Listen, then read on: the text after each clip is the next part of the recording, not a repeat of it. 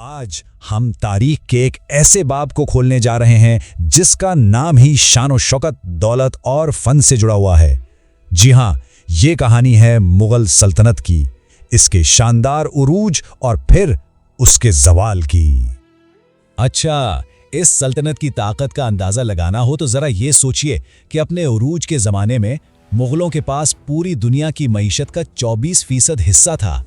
24%, ये उस वक्त के चीन से भी ज्यादा था। मतलब उनकी माशी ताकत का कोई मुकाबला ही नहीं था। और ये कोई चंद सालों की बात नहीं है, मुगलों ने बरे-सगीर पर 300 साल से भी ज्यादा हुकूमत की। सोचें जरा, 1526 से लेके 1857 तक, ये एक इतना लंबा सफर था जिसने इस खित्ते की तारीख का रुख ही मोड़कर रख दिया। तो सवाल ये उठता है कि आखिर ये सब शुरू कैसे हुआ? कैसे वस्ती एशिया के जंगजुओं ने हिंदुस्तान की शहनशाहियत हासिल की? चलें इस सल्तनत की जड़ों तक चलते हैं और देखते हैं कि कहानी कहां से शुरू हुई। इस पूरी कहानी का मरकजी किरदार जहां से सब शुरू हुआ वो है बाबर। और देखिए, बाबर कोई आम हुक्मरान नहीं था। इसकी रगों में दो तारीख साज फातेहीन का खून था, चंगेज खान और तैमूर लंग। 1526 में पानीपत की फैसला कुन जंग में इसने इब्राहिम लोदी को शिकस्त दी और इसी दिन हिंदुस्तान में मुगल सल्तनत की बुनियाद रख दी गई। लेकिन कहानी में एक मोड़ आता है। शुरुआत इतनी आसान नहीं थी। बाबर के बेटे हुमायूं को शेरशाह सूरी के हाथों शिकस्त हुई और उसे मुल्क छोड़कर फारस में पनाह लेनी पड़ी। लेकिन जब वो वापस आया ना, तो वो अकेला नहीं आया।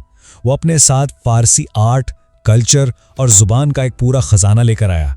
और इस एक वापसी ने मुगल दरबार का नक्शा ही बदल कर रख दिया। और यहां से सल्तनत अपने सुनहरे दौर में दाखिल होती है। ये वो दौर था जिसे हम अजीम मुगलों का दौर कहते हैं। इस्तेहकाम, सल्तनत की वुसअत और एक ऐसी तहजीब जिसकी मिसाल मिलना मुश्किल है। इस सुनहरे दौर का सबसे बड़ा मेमार अकबर आजम। उसने सिर्फ सल्तनत की सरहदें ही नहीं बढ़ाई, बल्कि कमाल की इंतजामी इस्लाहात की। और इसकी सबसे बड़ी बात, उसने तमाम मज़ाहिब के दरमियान हम आहंगी पैदा करने की कोशिश की, जिसने सल्तनत को एक ऐसी मजबूती दी जो इससे पहले कभी नहीं थी। अकबर के बाद स्टेज पर शाहजहां आता है और उसके दौर को फन तामीर का उरूज कहा जाता है। हिंदुस्तान जैसे दुनिया भर के बेहतरीन आर्टिस्ट और कारीगरों के लिए एक मैग्नातीस बन गया था। और हाँ, इसी दौर में मोहब्बत की वो निशानी बनी जिसे आज हम सब ताजमहल के नाम से जानते हैं।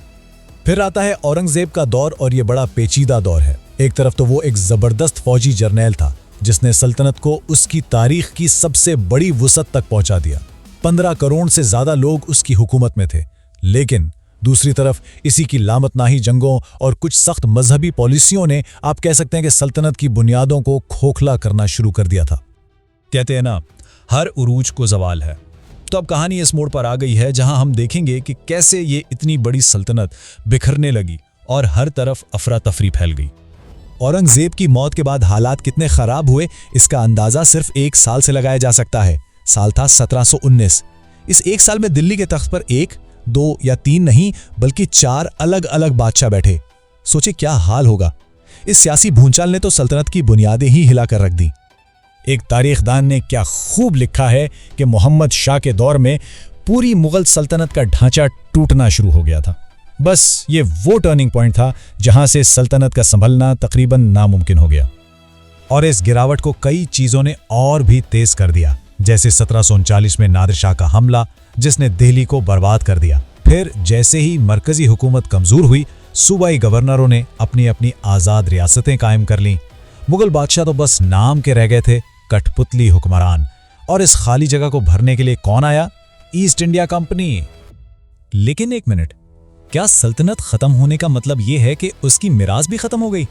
नहीं, ऐसा बिल्कुल नहीं है। आइए एक मिसाल देखते हैं पंजाब की।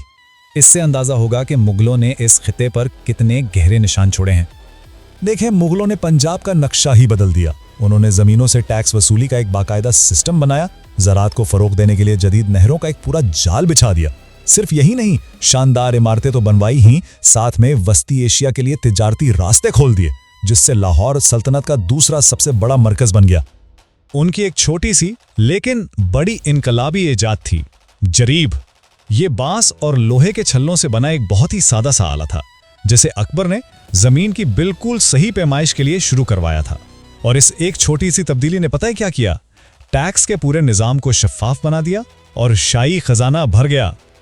और यहाँ एक बहुत ही दिलचस्प बात है। 1639 में अली मर्दान खान ने लाहौर को पानी पहुंचाने के लिए एक नहर बनवाई थी।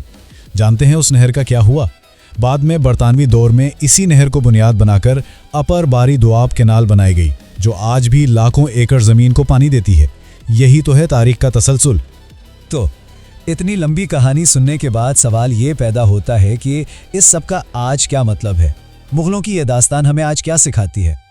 और ये वाकई एक गहरा सवाल है कि एक आलमी सुपर पावर जो कल्चर और दौलत में अपनी मिसाल आप हो, वो आखिर कैसे तारीख के औराक में गुम हो जाती है? मुगल सल्तनत की कहानी सिर्फ माजी का किस्सा नहीं है।